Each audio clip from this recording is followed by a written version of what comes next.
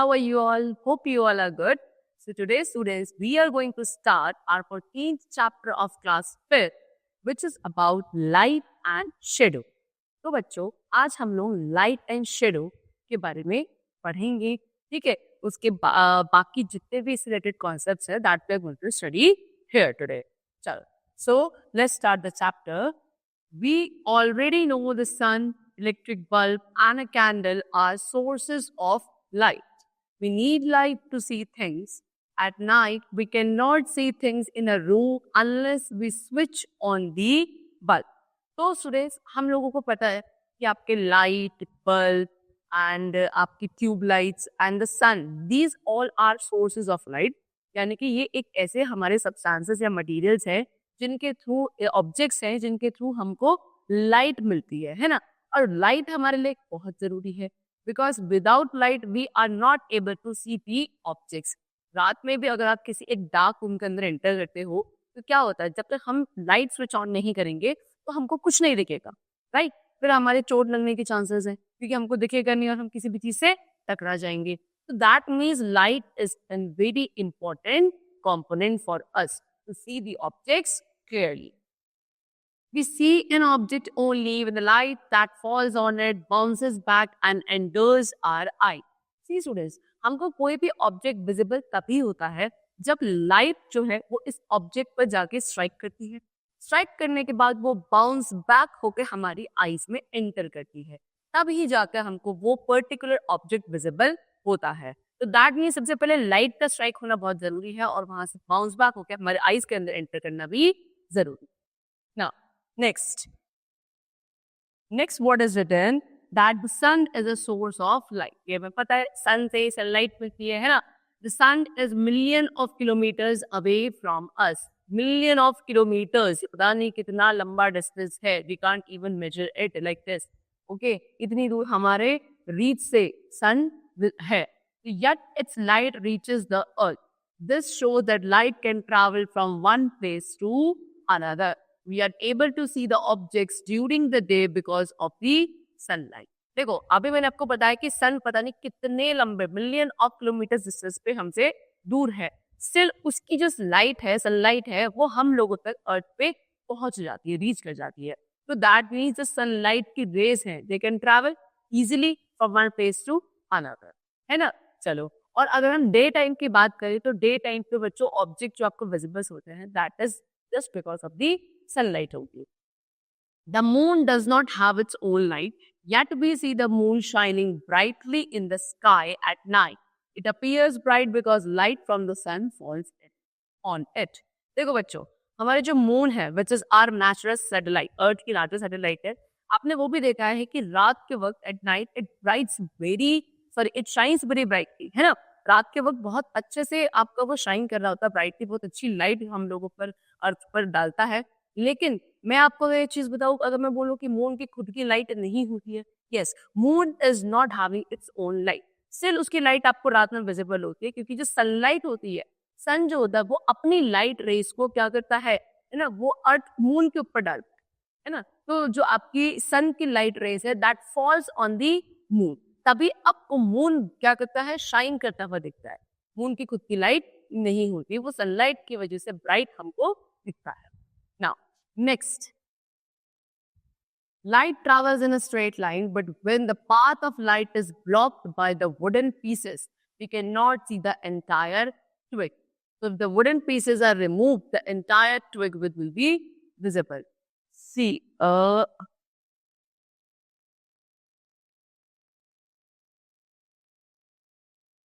देखो, अभी मैंने आपको बताया लाइट रेस ट्रैवल कर सकती है ना, easily they can travel from one place to another. लेकिन जो लाइट ट्रैवल करती है वो स्ट्रेट लाइन में ट्रैवल करती है.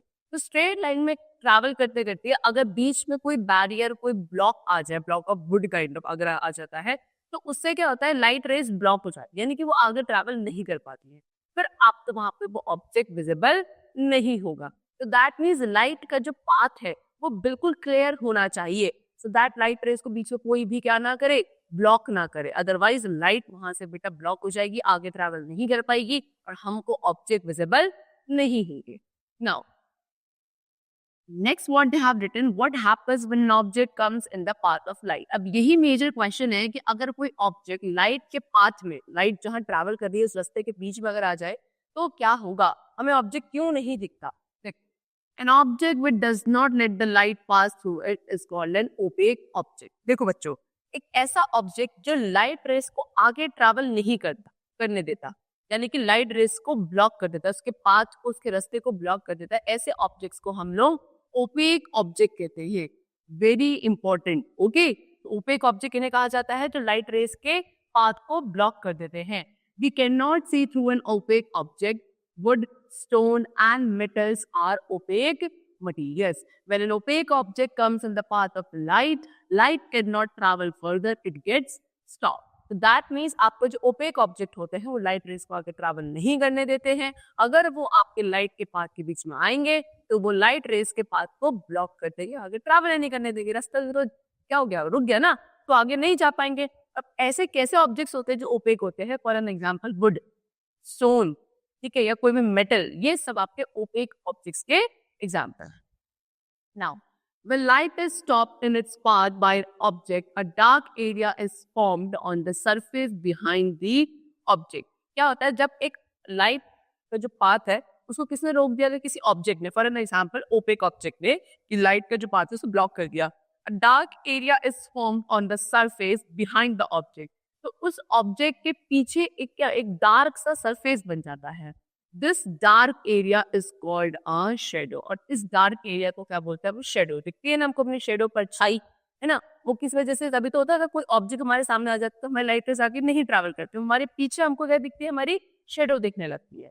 देखो, N opaque object forms a clear shadow. एक ओपेक ऑब्जेक्ट जो होता है वो एक कैसी, बिल्कुल क्लियर शेडो बनाता है। क्लियर शेडो क्यों बनाता है? क्योंकि वो पूरी तरीके से लाइट रेस को ब्लॉक कर देता है।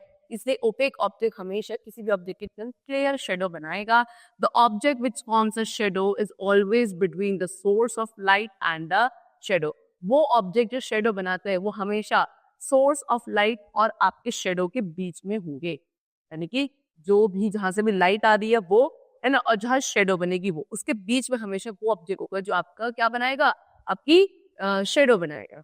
ठीक है, चलो देखो, जैसे कि अभी आपको यहाँ पे इन्होंने एग्जाम्पल दिखा रखा है, light does not pass through an opaque object. इस तरीके से आप लोग देखो, ये क्या है, यहाँ पे सोर्स ऑफ लाइट है, बल्ब है ना, और बीच में क्या आ गया, ये आपने इस तरीके से एक मग रख दिया किसी बिग ब्लॉक के ऊपर। अब लाइट रेस आगे ट्रैवल नहीं कर पा रही क्योंकि इन्होंने क्या कर दिया, इसको बल्ब से जो सोर्स ऑफ लाइट है ये, इससे जो लाइट रेस कर रही है उसके पाथ को ब्लॉक कर दिया है, तो आगे लाइट रे ट्रैवल नहीं कर पा रही है। तो दैट मीन्स ये वाला ऑब्जेक्ट जो है ये यहाँ पे क्या होगा, it is the object which is forming the shadow. इसलिए आपको पीछे देखो, ये आपको दिख रही है इस कप की क्या, आपको शेडो दिख रही है ना, इस तरह। चलो, objects of clear glass and plastic allow the light to pass through them completely। such objects are said to be transparent। देखो, अब वो ऑब्जेक्ट्स जो आपके ग्लास के या प्लास्टिक के बने होते हैं, ये ऐसे ऑब्जेक्ट्स होते हैं जो लाइट रेस को पूरी तरीके से आगे ट्रैवल करने देते हैं, यानी कि ये क्या नहीं करते, लाइट रेस के पाथ को ब्लॉक नहीं करते हैं। ऐसे ऑब्जेक्ट्स को हम ट्रांसपेरेंट ऑब्जेक्ट्स बोलते हैं। ओके, चलो सी, the light passes through an transparent object। यहाँ पे आप एक कैंडल है, सोर्स ऑफ लाइट, ठीक है, और यहाँ पे क्या है, आपके मिरर रहता है, तो मिरर ऑब्वियसली बात है सेंटर में यहाँ पे क्या लगा होगा, ग्लास लगा होगा। तो ये आपका एक तरीके से कैसे ऑब्जेक्ट हुआ, ट्रांसपेरेंट ऑब्जेक्ट हुआ। क्यों? क्योंकि आपकी जहाँ से सोर्स ऑफ लाइट से जो लाइट रेज निकल रही है ये आसानी से ग्लास के थ्रू पास हो रही है और आगे कहाँ को जा रही है, इस प्लांट को मिल रही है। ठीक है ना, तो इसे क्या बोलेंगे कि यहाँ पे ये ऑब्जेक्ट ऐसा है, ट्रांसपेरेंट ऑब्जेक्ट है, क्योंकि लाइट रेस को आगे ट्रैवल करने दे रहा है। Now, next, some objects allow only some amount of light to pass through them। such objects are called translucent। certain type of plastics and glass are translucent materials। we cannot see through translucent objects clearly।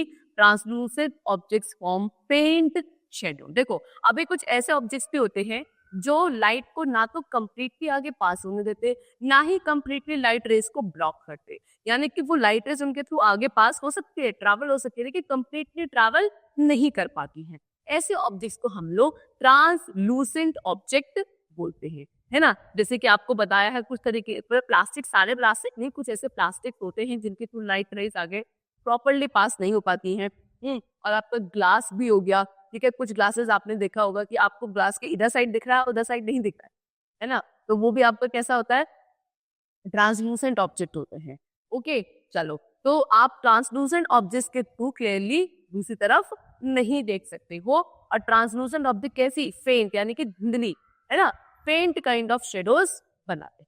Now देखो यहाँ पे आप ये plastic जो लगा ना, इस वाले मिरर में यहाँ पे भी आपने प्लास्टिक लगा। ये प्लास्टिक कैसा है, एक आपका ऐसा प्लास्टिक ट्रांसलूसेंट होता है इन नेचर, यानी कि लाइट रेस को कंप्लीटली ट्रैवल नहीं करने देता। Now we come to the next topic, which is solar eclipse. Now what is solar eclipse, ये पढ़ते हैं। The moon moves around the earth. Once a month the moon comes directly between the earth and the sun. हमें पता है कि जो moon है हमारे अर्थ की जो सैटेलाइट है, वो अर्थ के राउंड एंड राउंड ऐसे घूमता रहता है। लेकिन क्या बोला, वंस अ मंथ, पूरे मंथ में एक बार ऐसा होता है कि आपका मून बिल्कुल बीच में आ जाता है। किसके बीच में आ जाता है, अर्थ और सन के बीच में, यानी कि अर्थ और सन के बिल्कुल बीच में आ जाता है आपका मून, ठीक है। This phase of the moon is known as the new moon. और ये जो फेज होता है मून का, इसको बोला जाता है न्यू मून।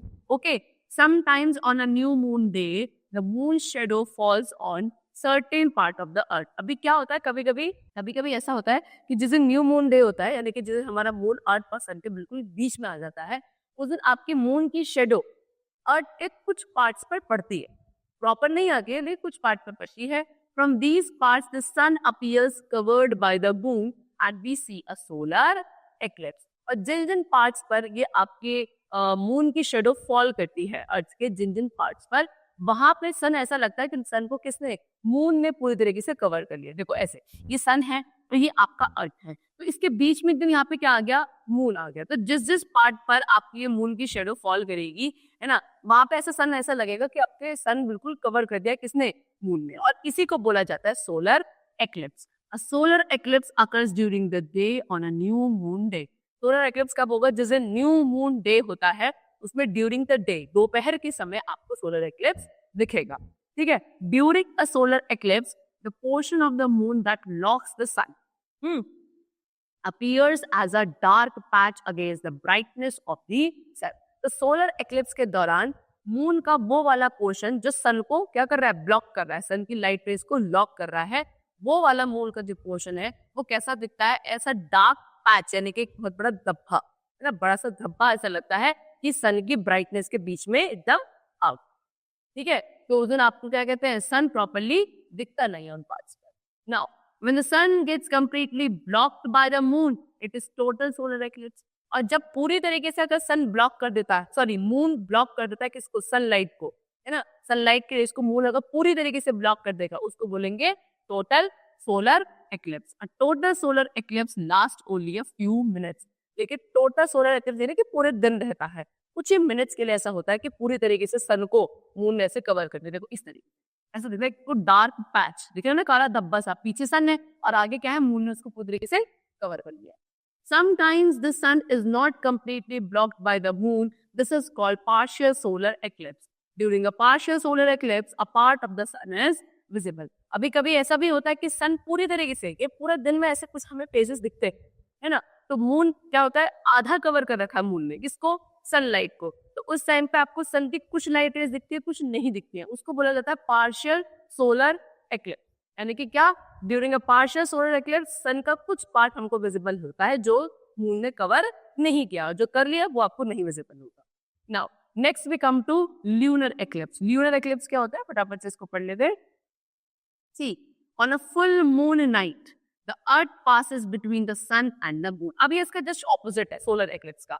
जिस दिन फुल मून नाइट होता है, ठीक है, फुल मून नाइट के दिन आपको जो अर्थ होता है वो सन और मून के बीच में आ गया, ठीक है। अभी तो मून था जो अर्थ और सन के बीच में आ रहा था, अब अर्थ है जो सन और मून के बीच में आ गया। सी दिस लाइक दिस, ये आपका अर्थ हो गया, सेंटर में किसके, इधर साइड मून, इधर side sun. On such nights, the earth blocks the sunlight falling on the moon and the moon gets covered with the earth's shadow. Obviously बात है, अब जब अर्थ बीच में आ गया है और आपके मून को किसकी लाइट रेज मिलती थी? सन की लाइट रेज। मून की खुद की तो लाइट होती नहीं है, तो सन की लाइट रेज इसको फॉल होती थी। अब जब अर्थ सेंटर में आ गया तो अर्थ क्या कर देगा, ये जो सनलाइट है वो जो आपके मून के ऊपर फॉल होती थी उसको ब्लॉक कर देगा। ठीक है, यानी कि अब सनलाइट आपके मून पर क्या नहीं होगी, फॉल नहीं होगी, यानी कि मून आपको कैसा ब्राइटली विजिबल नहीं होगा। ठीक है, और आपके मून पे किसकी शेडो पड़ेगी? अर्थ की शेडो पड़ेगी। This causes a lunar eclipse, और इसी को बोला जाता है lunar eclipse. When the lunar eclipse occurs, the moon does not look bright but appears reddish. जिस दिन lunar eclipse होता है उस दिन आपको मून ब्राइट नहीं दिखता, ये आपको रेडिश जैसा दिखता है। Okay, now the some few last lines, which is at times the earth partially blocks the sunlight falling on the moon. This is called partial lunar eclipse. और बीच बीच में ऐसा होता है कि अर्थ फिर आपका क्या होता है, पार्शली ऐसे रोटेट करते करते, यानी कि थोड़ा बहुत, पूरी तरीके से ब्लॉक नहीं कर रहा है सन की लाइट रेस को, पार्शली यानी कि आधा ही ब्लॉक करता है सनलाइट रेस को to fall on the moon. इसको बोला जाएगा partial lunar eclipse. A lunar eclipse lasts for a few hours. Lunar eclipse कुछ ही घंटों तक रहता है।